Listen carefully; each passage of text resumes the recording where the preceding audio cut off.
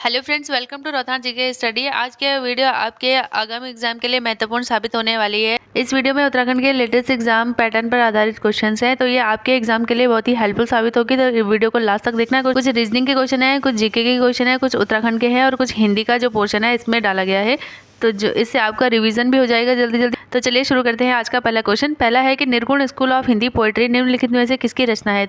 तो इसका सही आंसर है पीताम्बर दत्त बर्तवाल। जो पीताम्बर दत्त बर्तवाल है, इनकी रचना है निर्गुण स्कूल ऑफ पोएट्री। साथ ही साथ जान लेते हैं इनकी और रचनाएं, जैसे कि गोरखवाणी। गोरखवाणी भी अगर आपको सीधे सीधे क्वेश्चन में आता है कि गोरखवाणी किसकी रचना है, तो आप बताओगे पीताम्बर दत्त बर्तवाल की। साथ ही मकरंद रामानंद की हिंदी रचनाएं और रामचंद्रिका, रूपक रहस्य और गोस्वामी तुलसीदास। और एक और है ध्यान से आत्मचिकित्सक।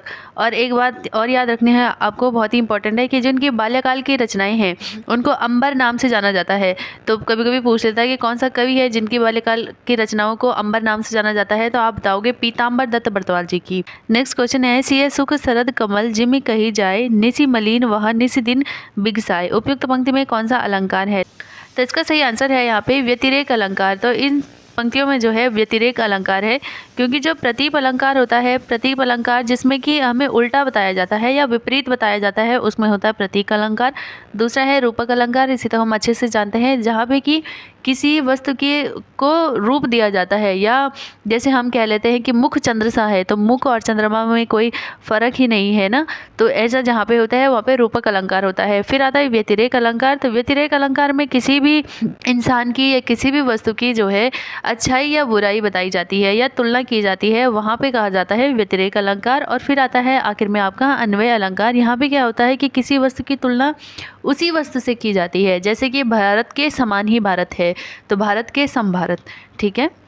नेक्स्ट है निम्नलिखित में से कौन सा कार्यालयी पत्र का प्रकार नहीं है। पहला है समीक्षा, दूसरा है परिपत्र, तीसरा है अर्ध सरकारी पत्र और चौथा है अनुस्मारक। इसका सही आंसर है ऑप्शन नंबर ए समीक्षा, क्योंकि हम जानते हैं कि जो अनुस्मारक होता है ये क्या होता है, याद दिलाने के लिए जो दोबारा पत्र लिखा जाता है उसे अनुस्मारक कहते हैं। ये तीनों ही कार्यालयी पत्र के प्रकार हैं। नेक्स्ट है मुझसे हंसा नहीं जाता में वाक्य है। पहला है कर्मवाच्य, दूसरा कृतवाच्य, तीसरा भाववाच्य। तो इसका सही आंसर आ जाएगा ऑप्शन नंबर सी भाववाच्य, क्योंकि अगर कोई काम हो रहा है तो वहाँ पे आ जाएगा कर्मवाच्य, और जहाँ पे कर्ता पे प्रभाव पड़ता है तो वहाँ पे कृतवाच्य।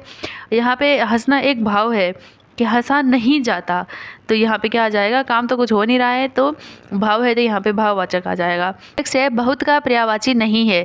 तो पहला है अपरिमित, दूसरा अमित, तीसरा प्रभुत और चौथा है अवधूत। तो इसका सही आंसर आ जाएगा ऑप्शन नंबर 4 अवधूत, क्योंकि अवधूत जो है ये मुनि का पर्यायवाची होता है, जो ऋषि मुनि होते हैं इनके पर्यायवाची आ जाता है अवधूत। और जो ये तीनों है अपरिमित, अमित और प्रभुत, यही या बहुत का पर्यायवाची होता है, अधिक, अत्यधिक, ये सब आ जाएंगे बहुत का पर्यायवाची। नेक्स्ट है कुमाऊनी लोकोक्ति अन्याल चोट कन्याल का अर्थ है। पहला है चोट लग जाना, दूसरे है अंधे के हाथ बटेर, तीसरा है अन्न को कहाँ ले जाया जाए और चौथा है इनमें से कोई नहीं। तो इसका सही आंसर आ जाएगा ऑप्शन नंबर बी अंधे के हाथ बटेर। कुमाऊनी लोकोक्ति अन्याल चोट कन्याल मतलब कुछ तो हाथ लग जाए, तो ये होता है इसका अंधे के हाथ बटेर। नेक्स्ट है गढ़वाली लोकोक्ति तिमला तिमला खतिया नंगा नंगी दिखिया का भावार्थ है। पहला है हानि के साथ साथ सम्मान भी खो देना। तो इसका आंसर यही आ जाएगा। एक तो हानि हो गई, तिमले भी गिर गए तिमले बचाने के चक्कर में, और पहाड़ में कहते हैं कि तिमले को जो है अपने कपड़ों में हम ऐसे पकड़ लेते हैं, तो साथ ही साथ क्या होता है कि उसका जो है बदन भी दिख जाता है, तो मतलब उसका सम्मान भी खो गया और उसको साथ साथ हानि भी हो गई, तिमले भी गिर गए नीचे और बॉडी भी दिख गई, तो हानि के साथ साथ सम्मान खो देना। नेक्स्ट है मदन तेजी से दौड़ा। वाक्य में क्रिया विशेषण का प्रकार है। तो पहला है इसमें रीतिवाचक, दूसरा कालवाचक, स्थानवाचक, परिमाणवाचक। तो इसका सही आंसर आ जाएगा ऑप्शन नंबर ए रीतिवाचक, क्योंकि यहाँ किसी काल को तो संदर्भित नहीं कर रहा है, भूतकाल, भविष्यकाल, वर्तमान काल, जो इसको संदर्भित करे यह होता है कालवाचक। स्थानवाचक जो किसी पर्टिकुलर स्थान के बारे में बताए कि दिल्ली ऐसे कुछ भी बोले, उत्तराखंड, तो वो आ जाएगा स्थानवाचक। परिमाणवाचक का मतलब होता है जहाँ पे थोड़ा बहुत या किसी वस्तु की मात्रा बताई जाए, तो वहाँ पे परिमाणवाचक होता है। तो इनमें से ये तीनों में से कुछ नहीं था, तो यहाँ पे सीधे सीधे इसका आंसर क्या आ जाएगा, रीतिवाचक इसका आंसर हो जाएगा। नेक्स्ट है दोष हर्ता में प्रत्यय का चयन कीजिए। तो पहला है हर्ता, ता, रता या दोष। तो इसका सही आंसर आ जाएगा हर्ता, क्योंकि जब हम इसको तोड़ेंगे तो ये बन जाएगा इस तरीके से दोष प्लस हर्ता। तो ये हर्ता जो है ये प्रत्यय है, क्योंकि प्रत्यय जो है वो शब्दों के पीछे लगाए जाते हैं, और अगर हम उपसर्ग की बात करते हैं तो दोष इसमें आ जाता है उपसर्ग, क्योंकि वो शब्द के आगे लगाए जाते हैं। नेक्स्ट है चारपाई पर भाई साहब बैठे हैं। इस वाक्य में चारपाई शब्द में कौन सा कारक है। तो पहला है कारण कारक, दूसरा है संबंध कारक, संप्रदान और अधिकरण। तो इसका सही आंसर आ जाएगा ऑप्शन नंबर 4 अधिकरण कारक, क्योंकि हम अधिकरण में पर जो होता है ये अधिकरण होता है। कारक हमें पता है 8 होते हैं, तो कर्ता ने कर्म को करण से, तो ये से आ जाएगा यहाँ पे। संबंध काके की, संप्रदान से हो जाता है, तो से भी नहीं है, यहाँ पे भी नहीं है, संबंध काके की भी नहीं है, तो अधिकरण में पर आ जाएगा इसका सही आंसर। नेक्स्ट है निम्नलिखित में से किसकी वर्तनी अशुद्ध है? पहला है उल्लंघन, दूसरा है जनतांत्रिक, तीसरा है परिशिष्ट और चौथा है कृत्य कृत्य। तो इसका सही आंसर आ जाएगा ऑप्शन नंबर 4 कृत्य कृत्य, क्योंकि जो उल्लंघन है इसी तरीके से लिखा जाता है, जनतांत्रिक ही होता है, और तीसरा होता है परिशिष्ट, और कृत्य कृत्य जो है वो इस तरीके से लिखा जाता है, कृत और कृत्य। तो यहाँ पे कृत्य कृत्य लिखा गया है। नेक्स्ट है कोदंड का पर्यायवाची है, तो कोदंड का जो पर्यायवाची है वो सीधे सीधे आ जाएगा यहाँ पे धनुष। धनुष को कहा जाता है कोदंड का पर्यायवाची। नेक्स्ट है रानीखेत एवं अल्मोड़ा के मध्य स्थित वह स्थल जहाँ शाही देवी का प्रसिद्ध मंदिर स्थित है। तो शाही देवी मंदिर डायरेक्ट भी पूछा जाएगा, तो आप बताओगे कहाँ पे स्थित है?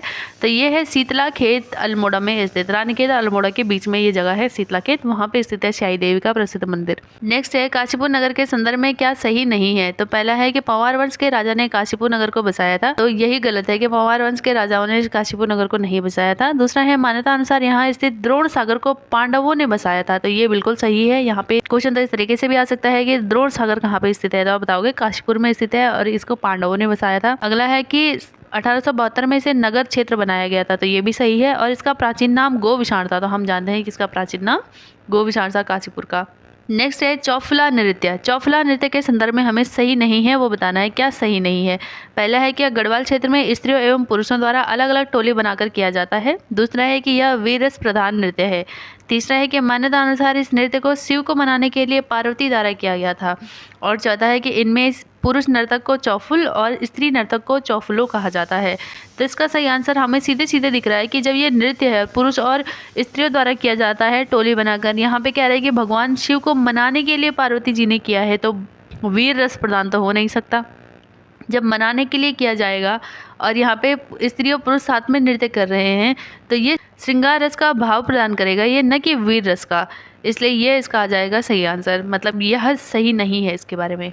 नेक्स्ट है निम्नलिखित में से सम्मिलित नहीं है। पहला है मानेसर मेला चंपावत, तो ये बिल्कुल सही है, मानेसर मेला चंपावत में ही लगता है। दूसरा है सोमनाथ मेला अल्मोड़ा, तो ये भी बिल्कुल सही है, सोमनाथ मेला जहाँ पे कि पशुओं की बिक्री की जाती है वो मेला है ये अल्मोड़ा में। तीसरा है टपकेश्वर मेला देहरादून, तो टपकेश्वर महादेव का जो मंदिर है वो देहरादून में, जहाँ पे कि पानी शिवलिंग के ऊपर टपक टपक करके गिरता रहता है, इसलिए उसका नाम टपकेश्वर है, तो वहाँ पे यह मेला लगता है टपकेश्वर, ये भी बिल्कुल सही है। और चौथा है विकास मेला देहरादून, तो विकास मेला देहरादून में नहीं टिहरी में लगता है।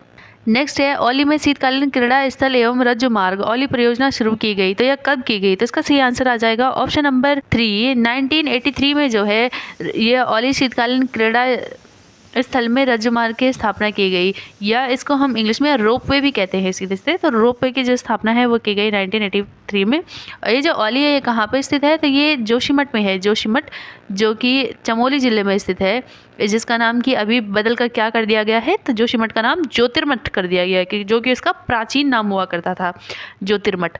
तो यहाँ पे जो है औली स्थित है और ये अपने पर्यटन के लिए बहुत फेमस है, हिम क्रीड़ा स्थल के लिए यहाँ पर स्केटिंग बहुत फेमस है यहाँ की। नेक्स्ट है कुमाऊं रेजिमेंट के संदर्भ में कौन सा कथन सही नहीं है?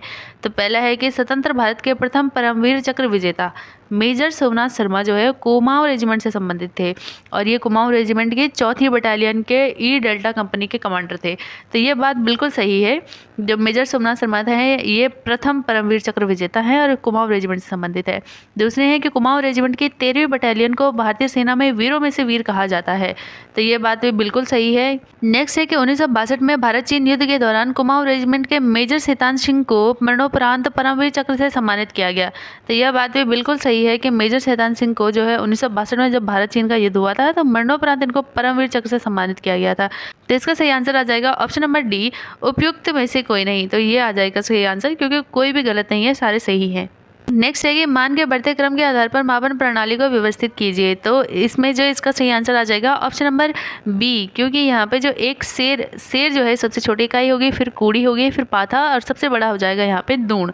दूण जो है इस तरीके से लिखा जाता है दूण। तो इसको डिस्कस कर लेते हैं। जो एक शेर होता है, एक शेर जो होता है ये आधा किलो के बराबर होता है, ½ kg के बराबर होगा। फिर आता है एक कूड़ी, तो वो कूड़ी जो है ये होती है 1 किलो के बराबर। 1 किलो बराबर 1 कूड़ी, फिर आता है 1 पाथा, तो 1 पाथा जो है ये आ जाता है 2 केजी के बराबर, तो ये सबसे छोटी यूनिट हुई, फिर ये और जो दून है ये दून आ जाता है 32 किलो के बराबर। दून कितने बराबर आ जाएगा? 32 केजी के बराबर, तो 32 केजी बराबर 1 दून। नेक्स्ट है उत्तराखंड राज्य में सर्वाधिक एवं सबसे कम पुरुष साक्षरता वाले जिले बताने हैं हमको। तो सबसे अधिक जो पुरुष साक्षरता है वो है रुद्रप्रयाग में, और जो सबसे कम पुरुष साक्षरता है वो है हरिद्वार में। तो इसका सही आंसर आ जाएगा ऑप्शन नंबर 4। नेक्स्ट है उत्तराखंड चाय विकास बोर्ड ने 2012 से लेकर 2015 तक 3 नई चाय फैक्ट्रियों की स्थापना की। इनमें से कौन नहीं है? इनमें से एक नहीं है। तो इनमें से ये जो तीनों हैं, चाय बागान चंपावत, चाय बागान नोटी और चाय बागान हरिनगर गरुड़, ये तीनों की स्थापना हुई है 12 से लेकर 15 तक, लेकिन जो चाय बागान कौसानी है इसकी स्थापना नहीं हुई। नेक्स्ट है उत्तराखंड राज्य में जौ उत्पादन के संदर्भ में 3 सर्वाधिक उत्पादन वाले जिले कौन से हैं? तो इसमें इसका आंसर आ जाएगा option number A, Pauri Garhwal जो है इसमें सबसे ज़्यादा जौ उत्पादन होता है, फिर टिहरी और फिर पिथौरागढ़ जिले में। नेक्स्ट है गोविंद राष्ट्रीय पार्क में सम्मिलित है। पहला है भागीरथी का उद्गम क्षेत्र, दूसरा है भिलंगना का, तीसरा यमुना का और चौथा है टोंस का उद्गम क्षेत्र।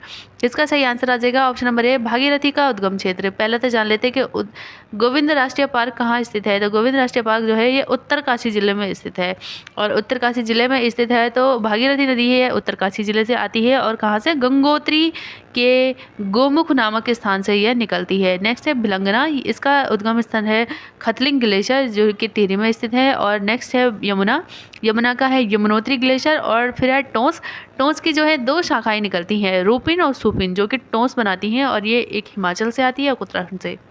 नेक्स्ट क्वेश्चन रीजनिंग का है। A B C D E F 6 गांव है। एफ डी के पश्चिम में है 1 किलोमीटर दूर है, और जो बी है ई के पूर्व में 1 किलोमीटर दूर है, फिर जो ए है ई के उत्तर में 2 किलोमीटर दूर है, फिर सी जो है ए के पूर्व में 1 किलोमीटर दूर है, फिर जो डी है वो ए के दक्षिण में 1 किलोमीटर दूर है। तो कौन सा ऐसा गांव है, कौन से 3 ऐसे गांव है जो एक ही रेखा में है? तो चलिए देख लेते हैं, इसको सॉल्व कर लेते हैं। जो एफ है वो डी के पश्चिम में है, तो एफ जो है इधर बना लेंगे और डी यहाँ पे बना लेंगे। फिर कह रहा है कि जो बी है वो ई के पूर्व में है, तो यहाँ पे बना लेते हैं ई, और ए के क्या है पूर्व में जो है वो क्या है बी स्थित है यहाँ पे, तो इसके पूर्व में आ जाएगा बी। फिर कह रहा है कि जो ए है वो इसके ई के उत्तर में है और 2 किलोमीटर दूर है, तो यहाँ से 2 किलोमीटर जब हम दूर लगाएंगे उत्तर में तो ये आ जाएगा ई के ऊपर। और कह रहा है कि जो सी है, यहाँ पे जो सी है वो ए के पूर्व में स्थित है और 1 किलोमीटर दूर है। फिर कह रहा है कि डी जो है वो ए के दक्षिण में है, तो यहाँ पे डी ए के दक्षिण में आ रहा है। और पूछ रहा है कि 3 कौन से ऐसे गांव है जो एक ही रेखा में है, तो हमें दिख रहा है कि ए डी और ई, तो option number B A D और ई जो है एक ही रेखा में स्थित है। नेक्स्ट है, एक लड़की की ओर इशारा करते हुए शिक्षक ने कहा कि वह उसकी पत्नी के ससुर की पत्नी के एकलौते पुत्र की एकलौती पुत्री है। तो लड़की का शिक्षक से क्या संबंध है? तो पहला देख लेते हैं कि यहाँ पे शिक्षक, जो शिक्षक बना लेते हैं, और लड़की, यहाँ पे लड़की, तो कह रहा है कि वह उसकी पत्नी, मतलब शिक्षक की जो पत्नी है, पत्नी के ससुर, तो यहाँ पे ससुर लिख लेते हैं, ससुर की पत्नी, तो ससुर की पत्नी कौन हो गई? इनकी सास हो गई, और इनके एकलौते पुत्र, तो इनका एकलौता पुत्र तो स्वयं शिक्षक हो गया, और उस पुत्र की भी एकलौती पुत्री, तो एकलौती पुत्री वो स्वयं वो लड़की हो गई। तो कह रहा है कि शिक्षक का इस लड़की के साथ क्या संबंध है? तो शिक्षक की क्या हो गई? ये पुत्री हो गई। तो पुत्री कौन सा ऑप्शन में है? ऑप्शन नंबर 3 में जो है हमको देखने को मिल रहा है पुत्री, तो ये आ जाएगा इसका सही आंसर। नेक्स्ट है, 3 के विपरीत फलक में कौन सा अंक होगा? तो इसमें बताना है कि 3 के विपरीत में कौन सा है। तो हम जो सेम संख्याएं होती हैं वो ले लेते हैं यहाँ पे। तो यहाँ पे 3 भी दिख रहा है, यहाँ पे भी 3 है, यहाँ पे 1 भी है और 1 भी है। तो हम ऐसे डाइस लेंगे जिसमें एक ही सिमिलर हो, जैसे कि इसमें 3 है, इसमें भी 3 है, तो यहाँ पे हम 3 लिख लेंगे। फिर इसको इस तरीके से घुमाएंगे, तो फिर लिखेंगे यहाँ पे 5, फिर लिखेंगे 1, फिर 3 के बाद लिखेंगे 2, 3 के नीचे 3 आ जाएगा, यहाँ पे 2 आ जाएगा, 2 के बाद यहाँ पे 4 आ जाएगा। तो हमें पता है कि डाइस में 1 2 3 4 5 6 होता है, तो यहाँ पे 1 भी मिल गया, 2 भी मिल गया, 3 भी मिल गया, 4 भी मिल गया, 5 भी मिल गया, लेकिन 6 नहीं मिला। तो इसका मतलब है कि जो 3 है, 3 के फलक के पीछे कौन सा अंक होगा? तो ये 6 जो है इसके विपरीत अंक होगा। नेक्स्ट क्वेश्चन है, श्रेणी में कौन सा विकल्प प्रश्न चिन्ह के स्थान पे आएगा? तो श्रेणी दी है 1 1 4 8 9 27। तो कभी कभी क्या होता है कि हम जब 1 से 1 में जा रहे तो समझ में नहीं आ रहा, फिर यहाँ जाएंगे तो 3 बढ़ रहा है, यहाँ पे जाएंगे तो 4 बढ़ रहा है, यहाँ पे जाएंगे तो 1 बढ़ रहा है, 27 बढ़ रहा है। तो कभी कभी क्या होता है, एक एक करके भी छोड़ के चलता है। जैसे इस 1 का है, फिर 4 के पास आ जाएगा, फिर 4 के बाद 9, 9 के बाद अगली संख्या आ जाएगी। इसी तरीके से 1 के बाद 8, 8 के बाद 27, तो हम 1 से 4 पे जब जाएंगे तो हमें 3 अंक बढ़ना पड़ रहा है। फिर आ रहा है यहाँ पे 9, तो 3 से जब 9 में जाएंगे तो 5 अंक। तो हमें दिख रहा है कि श्रेणी किस तरीके से आ रही है, 2 प्लस हो रहा है। तो यहाँ पे 2 प्लस कर लेंगे तो यहाँ पे क्या आ जाएगा, 7 आ जाएगा। तो 9 + 7 जब हम करेंगे तो कितना जाएगा आंसर, 16 आ जाएगा हमारे पास। तो ऑप्शन नंबर जो सी है वो है 16, तो इसका सही आंसर है। नेक्स्ट है, हिमालय को पश्चिम से पूर्व तक क्षेत्रों के आधार पर विभाजित किया जाता है। पश्चिम से पूर्व तक क्षेत्रों का सही क्रम क्या होगा? तो हम जानते हैं कि ये हमारा प्यारा भारत है और इस तरीके से भारत का नक्शा है। तो यहाँ पे जो है, यहाँ पे क्या आ जाएगा, सबसे पहले पंजाब आ जाएगा। पंजाब के बाद यहाँ पे उत्तराखंड है। उत्तराखंड के बाद यहाँ पे क्या है, नेपाल है। और नेपाल के बाद यहाँ पे असम का जो है पूरा का पूरा एरिया आ जाएगा। तो हमारे पास सबसे पहले क्या आएगा, पंजाब हिमालय। तो सबसे पहले पंजाब हिमालय आ जाएगा। पंजाब हिमालय के पास हमारे पास कुमाऊं हिमालय आ जाएगा। कुमाऊं हिमालय के पास हमारे पास आ जाएगा नेपाल हिमालय, और नेपाल हिमालय के बाद असम हिमालय। तो इस तरीके से ये आंसर आ जाएगा इसका। नेक्स्ट क्वेश्चन है कि किस बायोस्फीयर रिजर्व में सबसे बड़ा लुप्तप्राय समुद्री डुडोंग और समुद्री कछुए पाए जाते हैं? तो ये जो समुद्री डुडोंग है, इसे समुद्री गाय भी कहा जाता है। तो ये पाए जाते हैं मन्नार की खाड़ी बायोस्फीयर रिजर्व में। और मन्नार की खाड़ी बायोस्फीयर रिजर्व कहाँ है, तो ये तमिलनाडु में स्थित है। जो श्रीलंका वाला क्षेत्र और भारत का ये वाला क्षेत्र है ना, यहाँ पे स्थित है मन्नार की खाड़ी बायोस्फीयर रिजर्व। यहाँ पे पाए जाते हैं समुद्री डुडोंग, जिसे कि समुद्री गाय भी कहते हैं, और समुद्री कछुए पाए जाते हैं। साथ ही जान लेते हैं कि ये कंचनजंगा बायोस्फीयर रिजर्व कहाँ है। तो ये है सिक्किम में स्थित, क्योंकि कंचनजंगा पीक जो है वो भी कहाँ पे है, सिक्किम में है। तो सिक्किम में स्थित है ये। नेक्स्ट है पंचमढ़ी। तो पंचमढ़ी जो है ये मध्य प्रदेश में स्थित है, एमपी में। और फिर है शेषाचलम। तो शेषाचलम है आंध्र प्रदेश में, आपके एपी में, आंध्र प्रदेश में स्थित है शेषाचलम बायोस्फीयर रिजर्व। नेक्स्ट और लास्ट क्वेश्चन है कि त्र्यंबकेश्वर जो है ये कहाँ है? पहले तो ये आपके महाराष्ट्र में स्थित है त्र्यंबकेश्वर। और ये किस नदी का उद्गम स्थल है? तो ये है गोदावरी नदी का उद्गम स्थल। तो गोदावरी नदी जो है वो निकलती है त्र्यंबकेश्वर महाराष्ट्र से। तो आई होप आपको वीडियो पसंद आई होगी। आज की वीडियो में इतना ही, मिलते हैं अगली वीडियो में।